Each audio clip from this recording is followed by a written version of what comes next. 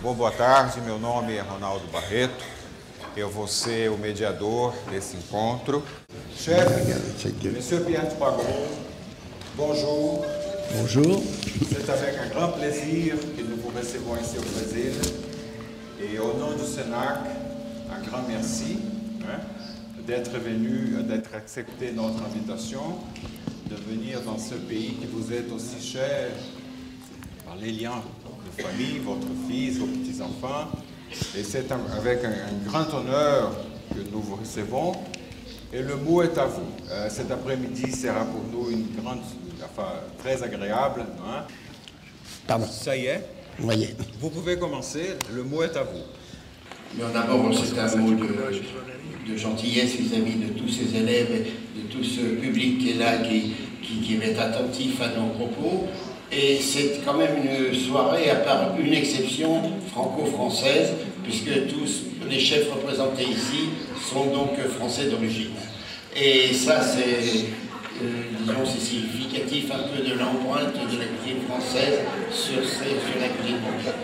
Claude, fala pouquinho, por favor, sobre a vida de seu pai, né? Sobre a presença dele no Guia Michelin e como que você veio para o Brasil e o que o Brasil representa na vida de vocês dois, por gentileza.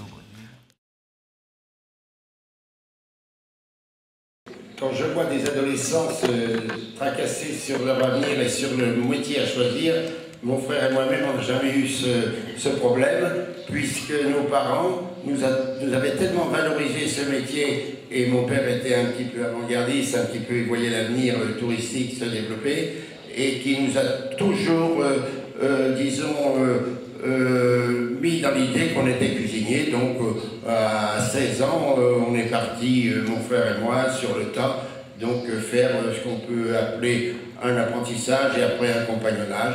Et ce phénomène, passant d'une maison à une autre, avant d'avoir des relations pour aller dans les grandes maisons que citait Claude tout à l'heure, c'est-à-dire les chefs du moment en 1945, tout de suite après l'après-guerre, était M. Humbert qui était chez Maxime, M. Richard qui était chez Lucas Cartan et M. Point qui était à Vienne. Et quand on avait fait ces trois maisons-là, on avait un curriculum étoffé. Donc sur la recommandation des autres chefs avant, on a pu donc faire... Et maintenant, quand on me pose la question, est-ce que vous aviez de l'ambition à cette époque-là, je dis non, on voulait apprendre le métier, on voulait mais on n'avait pas l'ambition de se dire on aura un jour 3 étoiles comme avec la tour d'argent ou les 3 étoiles du moment. Donc ça s'est fait tout bien naturellement, sans forcing et par la nature des choses. Voilà, donc à la question, j'ai répondu à la question, c'est bien. C'était comment tu as commencé? Voilà, donc comme je vous l'expliquais, on est donc parti sur le tas, puisque c'était une époque où les écoles hôtelières étaient encore bien timides, puisqu'il y a eu cette occupation pendant 4 ans.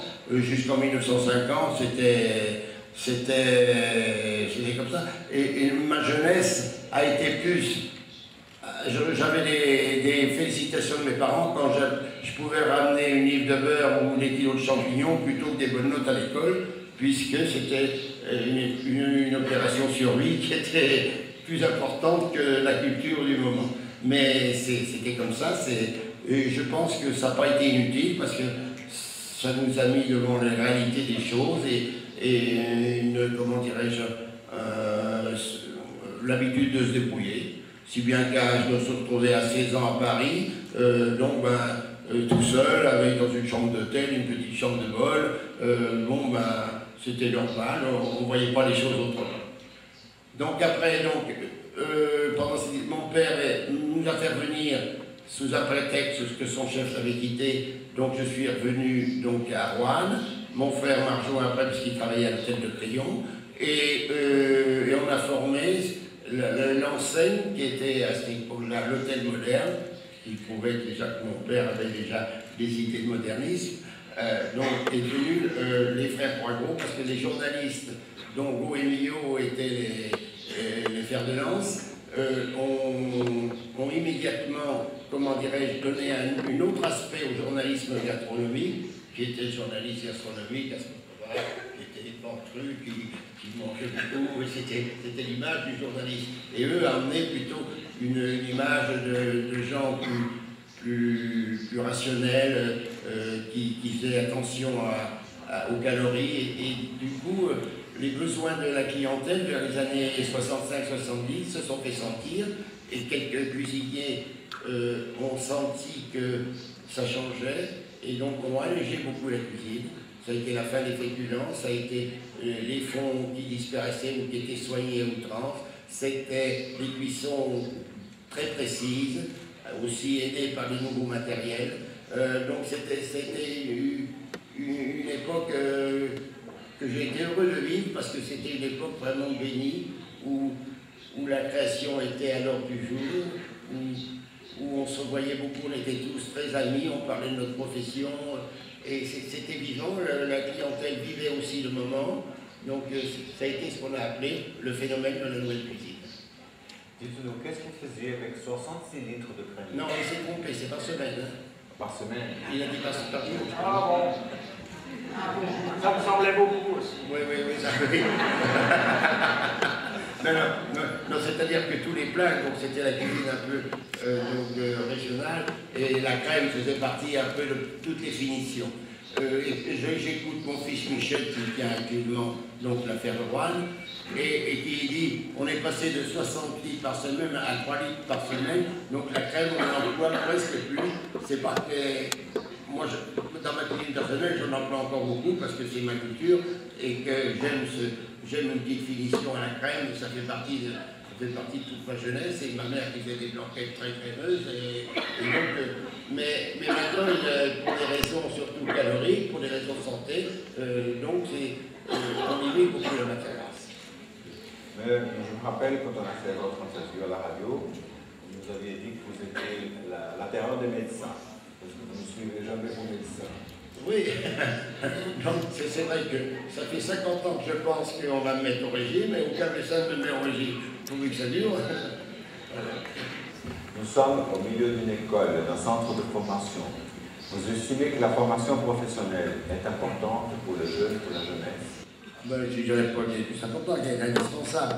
Parce que l'époque des pionniers qu'on a vécu était réservée qu'à qu'une petite élite débrouillarde, et qui avait des visions très, très fortes sur l'avenir. Mais c'était 5 pionniers, c'était une vingtaine derrière, donc, mais maintenant il nous faut mener une affaire était quelque chose de très approximatif. Vous voyez, je parle des années 50.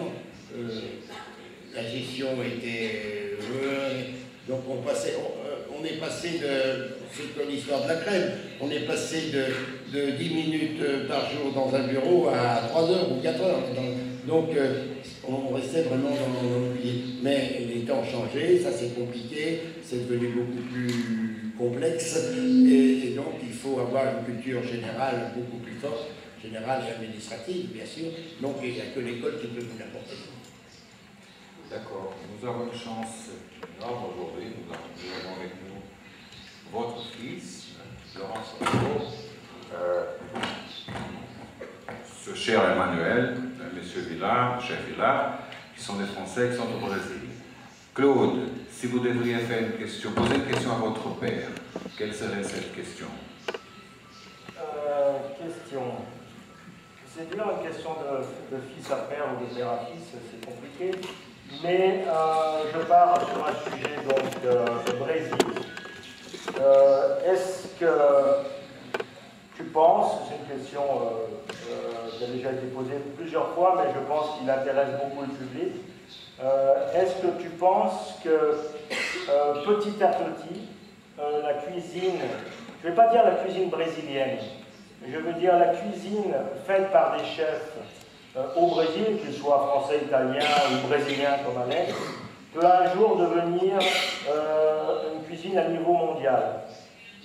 Donc se faire une tradition, c'est long. Si on prend l'histoire de la cuisine française, c'est 2000 ans de cuisine quotidienne qui s'additionne dans les régions et qui est devenue après une cuisine de noblesse quand Marie de Médicis a fait venir les Italiens dans les châteaux de la Loire. Ça a été un choc autre chose que la nouvelle cuisine aussi, parce qu'on s'est trouvé avec des produits qui étaient méconnus dans nos cuisines, parce qu'ils en étaient encore au sanglier et aux châtaignes.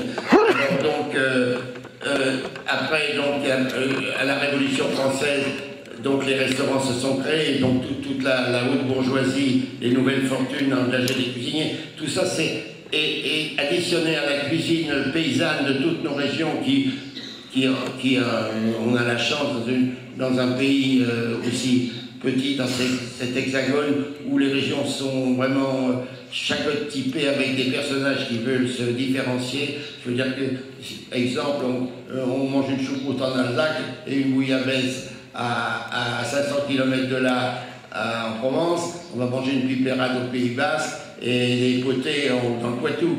Donc il y avait une diversification vraiment extraordinaire, et que pour arriver à combler, faire la synthèse de tous ces siècles, il faut des fois beaucoup de temps. Quoique maintenant, disons, l'évolution avec le tourisme se fait beaucoup plus rapidement. Donc la cuisine brésilienne, à la question que tu me poses, elle peut arriver avec des choses très spécifiques. Je veux dire que si, posons, je prendrai l'exemple de la pizza, qui est devenu un plat mondial, c'est le résultat peut-être de 500 ans de nourriture faite par les Italiens du Sud. Vous voyez, puis d'un seul coup, c'est venu. Et pourquoi donc, on a bien connu le phénomène de la Tex-Mex, qui était un peu dans la même position. Pourquoi pas un jour la brésilienne cooking, j'en sais rien. Et c'est certain que ça peut venir, mais grâce aussi avec des professionnels comme vous, qui vont donner une identité propre.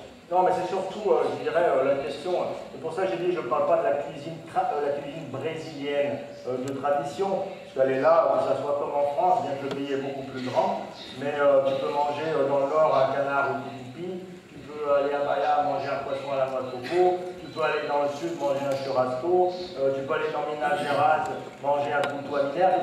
Les régions aussi sont très différenciées par leur culinaire et par leur culture. Mais je parle surtout du produit. Aujourd'hui, on a un phénomène au Brésil qui est créé par des chefs très compétents. Un phénomène, je dirais, qui a été vécu par toi dans les années 60, 70, 80, une nouvelle cuisine brésilienne. Et elle est surtout liée aux produits. Aux produits exotiques. Et ça, je pense que beaucoup de chefs de l'extérieur sont très intéressés à ça. Oui, absolument. Je pense que la chance, c'est d'avoir des produits méconnus mondialement. D'avoir des fruits, des légumes, peut-être des poissons aussi de l'Amazonie, qui sont là et qui sont en attente d'être reconnus. Et donc, c'est là, à mon avis, c'est là que peut naître vraiment la typicité de cette cuisine qui se voudra brésilienne, et qu'on retrouvera après à travers le monde, à travers des restaurants